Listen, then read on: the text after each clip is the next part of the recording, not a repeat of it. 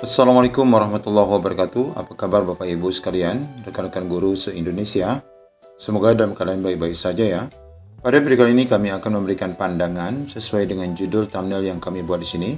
Kemana Mas Nadiem seharusnya Pan RB dan Kemendikbud klarifikasi hal ini, yakni pada penyamarataan syarat untuk seleksi P3K bagi guru yang harus minimal 3 tahun. Ikuti video ini sampai selesai.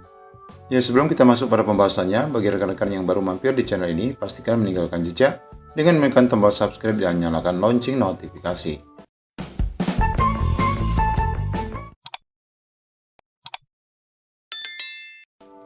Video kami kali ini adalah terinspirasi dari komentar rekan-rekan guru yang sangat inspiratif ya Bapak Ibu, berkenaan dengan edaran dari BKN. Di sini dari Ardi Hussein menyebutkan, SPTJM itu sebenarnya ditujukan kepada BKD masing-masing. Nah, Bapak Ibu, ini perlu kita pahami, memang surat itu ditujukan kepada BKD, bukan pada para guru.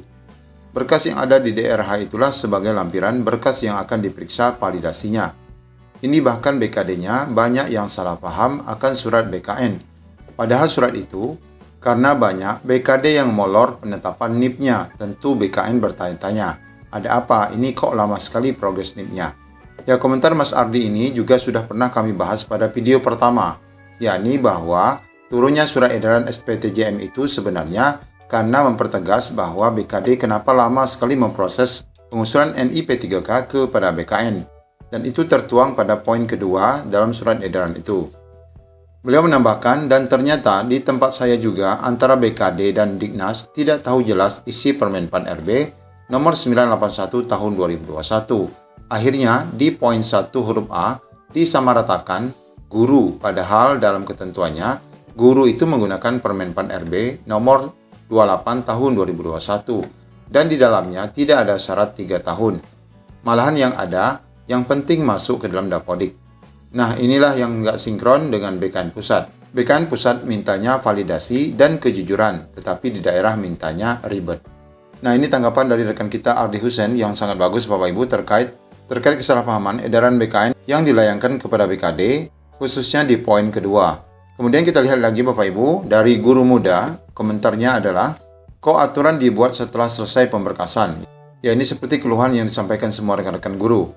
Kasihan teman-teman yang sudah lulus tetapi masa kerja belum 3 tahun. Kasihan teman-teman yang sudah mengeluarkan biaya untuk pemberkasan. Harus resign dari sekolah. Tahu-taunya tidak jadi diangkat. Tolong pemerintah pikirkan lagi untuk mengurus pemberkasan, guru honor mengeluarkan biaya yang tidak sedikit. 2 bulan gaji honor setara dengan pemberkasan itu. Di sini Kemdikbud juga seharusnya memberikan penjelasan. Nah, inilah Bapak Ibu, komentar rekan-rekan guru yang inilah yang menjadikan sebab kami membuat video ini, agar sebenarnya masalah yang kita hadapi sekarang yang menyebabkan rekan-rekan guru galau ini seharusnya Kemendikbud Ristek dan Pan RB itu turun tangan, angkat bicara, karena mereka adalah bagian dari Panselnas atas kesalahpahaman edaran yang tertuang dalam edaran BKN. Ya, demikian juga postingan dari Busran Aja, semoga Mendikbud dan Menpan RB turun tangan terkait ini, dikembalikan ke aturan yang sudah ada, Permen Pan RB nomor 28 2021 untuk jabatan fungsional guru, mendorong BKN agar segera menyelesaikan penetapan NIP guru dan jangan terhambat karena hal ini. Ya, benar sekali apa yang disampaikan Busran Aja. Ya, terlepas daripada banyaknya BKD yang menolak, bahkan berkirim surat kepada BKN, namun tidak sedikit BKD yang manut saja atas edaran dari BKN itu. Contohnya yang disampaikan oleh Nini Agustina, kita sudah dimintai SPTJM dan surat pengalaman kerja dari sekolah dan kepala dinas. Semoga aman dan lancar, segera turun NIP 3K.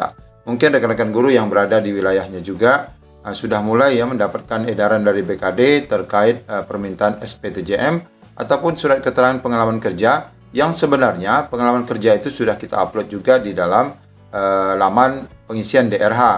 Ya, sekiranya itu diperlukan, ya kita sependapat dengan komentar Ardi Hussein bahwa SPTJM itu sebenarnya nanti ditujukan kepada BKD, bukan kepada guru ya Bapak Ibu, sehingga yang menandatangani itu pun juga nanti BKD. Ya, kita jangan terlalu pusing untuk memikirkannya, dengan catatan memang kita jujur bahwa kita adalah memang sudah terdata di Dapodik sejak lama.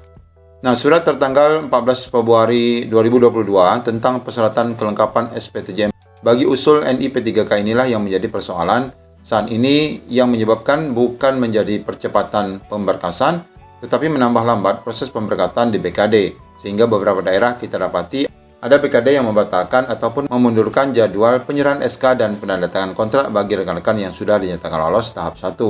Nah, di sini tentu saja Bapak Ibu, meskipun kita berkuar-kuar Bapak Ibu, pemerintah tak akan mengaku salah. Dalam hal ini adalah BKN sendiri.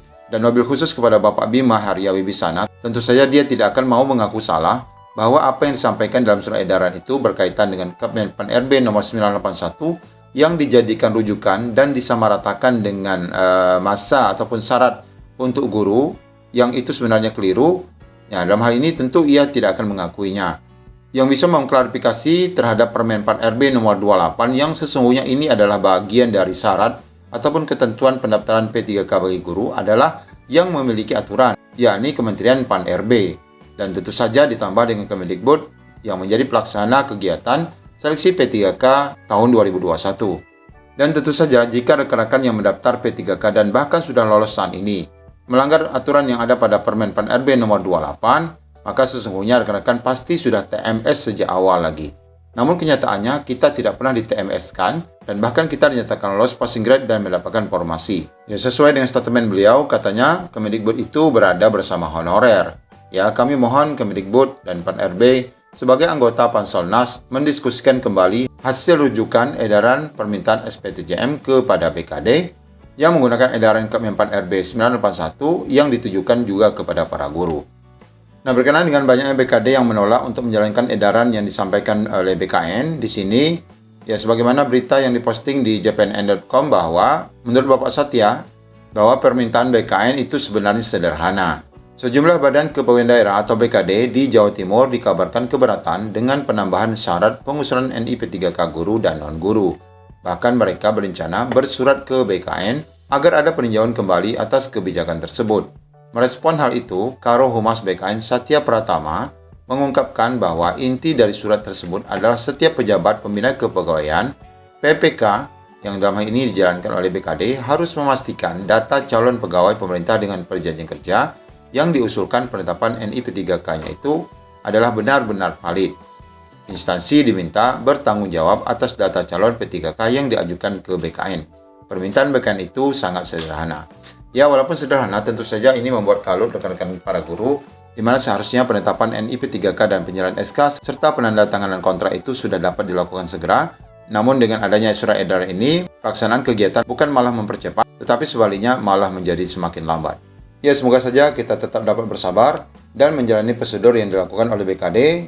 Mudah-mudahan semuanya akan berjalan lancar dan Bapak Ibu segera mendapatkan SK penetapan NIP3K tahun 2021. Assalamualaikum warahmatullahi wabarakatuh.